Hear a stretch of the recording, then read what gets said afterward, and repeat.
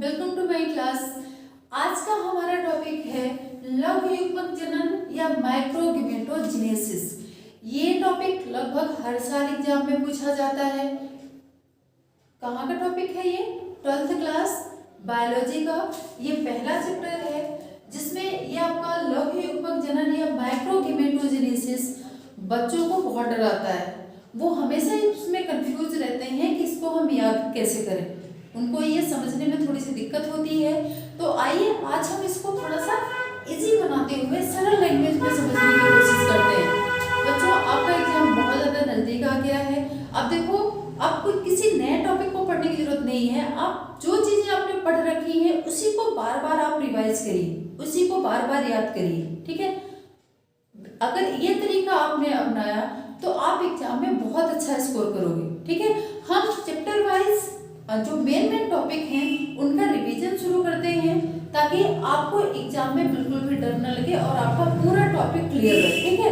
तो हम यहाँ पे समझते हैं लघु युग्मक जनन। लघु युग्मक जनन मतलब नर युग्मकों का निर्माण ही, उनके निर्माण की प्रक्रिया ही आपकी क्या कहलाती है? लघु युग्मक जनन, ठीक है। पराग नलिका एवं नर युग्मक युक्त अंकुरित परागकण को ही नर युग्मोत्पोदभिद कहते हैं। पराग नलिका और उसमें जो नर युग्मक पाए जाते हैं, दोनों के मिश्रण को ही क्या बोला जाता है? नर युग्मोत्पोदभिद, ठीक है। पराग नलिका और नर युग्मक दोनों को ही संयुक्त रूप से हम क्या बोलते हैं? नर युग्मोत्पोदभिद। अब ये जो प्रक्रिया होती है ये आवृतबीजी में पाई जाती है। आवृतबीजी मतलब वो पौधे जिनके बीजों के ऊपर आवरण पाया जाता है, इसी को क्या बोलते हैं? आवृतबीजी या एंजियोस्पर्म, ठीक है। अब यहाँ पे ये जो प्रक्रिया होती है बच्चों, वो 2 चरणों में संपन्न होती है। बिल्कुल हम इसी तरीके से समझते चलेंगे। 2 चरणों में संपन्न होगी। प्रथम चरण कब संपन्न होगा? मतलब परागण से पहले के चरण को हम क्या बोलेंगे? प्रथम चरण। परागण क्या कहलाता है? परागकणों का परागकोश से वर्तिकाग्र तक पहुंचने की क्रिया क्या कहलाती है? परागण, ठीक है। तो अब हम ये जो प्रथम चरण होगा ये पहले संपन्न होगा। अब परागण से पहले की क्रिया क्या होगी? जो परागकण होंगे वो अपने आकार एवं आयतन में शीघ्रता से वृद्धि करते हैं, आकार में बढ़ जाएंगे। फिर परागकणों में क्या होगा? समसूत्री विभाजन। जब समसूत्री विभाजन हो जाएगा बच्चों, तो ये 2 असमान कोशिकाओं में बटेंगे, ठीक है। असमान क्यों बोला जा रहा है? क्योंकि ये जो कोशिकाएं होगी बच्चों, इसमें से एक कोशिका का केंद्र बड़ा होगा, वो बड़ी होगी, और दूसरा कैसा होगा? छोटा। जैसे ये काय कोशिका है, काय कोशिका का केंद्र कैसा होता है? जनन कोशिका से बड़ा होता है, ठीक है। इसलिए इसको, इन दोनों को क्या बोला गया? असमान कोशिका। तो देखिए काय कोशिका क्या करती है? प्रथम चरण में काय कोशिका का मुख्य काम, काय कोशिका मतलब जो बॉडी का निर्माण करती है, जो काया बनाती है, वो क्या कहलाती है? काय कोशिका। काय कोशिका किसका निर्माण करेगी? पराग नलिका का।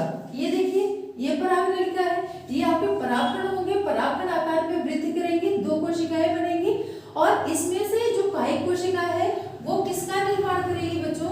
वो निर्माण करेगी पराग नलिका का, ठीक है। और ये जनन कोशिका क्या करती है? जनन कोशिका क्या करेगी? ये दोनों किसमें संपन्न हो रहे? परागकणों में ही संपन्न हो रहे, परागकण ही डिवाइड हो रहा है। तो जो जनन कोशिका होगी वो डिवाइड होकर 2 नर युग्मकों का निर्माण करती है, ठीक है। काय कोशिका पराग नलिका बनाएगी और आपकी जो जनन कोशिका है वो नर युग्मकों का निर्माण करती है।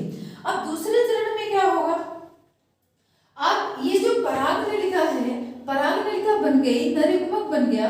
अब ये पराग नलिका वृद्धि करती हुई वर्तिकाग्र से होती हुई, वर्तिका से होती हुई बीजांड द्वार की तरफ बढ़ती है, ठीक है। और ये जो आपकी जनन कोशिका है ये क्या करती है? ये विभाजित होगी और इसी नलिका के अंदर समसूत्री विभाजन द्वारा 2 नर युग्मकों का निर्माण कर देगी। इस प्रकार परागकणों के अंकुरण से बनी पराग नलिका, परागकण ये अंकुरित हुआ और अंकुरण से क्या बनी? एक पराग नलिका बनी, ठीक है। और पराग नलिका बनी जिसमें क्या, इसके अंदर क्या बना? 2 नर युग्मक बने, और इन दोनों ही संरचना को संयुक्त रूप से क्या बोला जाता है? नर युग्मोत्भिद या मेल गिम्नोफाइट या लघु युग्मक जनन। चीजें क्लियर हुई? देखो, लघु युग्मक जनन मतलब किसका? लघु युग्मकों का निर्माण, परागकणों द्वारा नर युग्मकों का निर्माण ही आपका क्या कहलाएगा? युग्मक जन। ठीक है, परागनलिका या नरयुग्मोद्भिद, परागनलिका एवं नरयुग्मक युक्त अंकुरित परागकण आपका क्या कहलाएगा, नरयुग्मोद्भिद।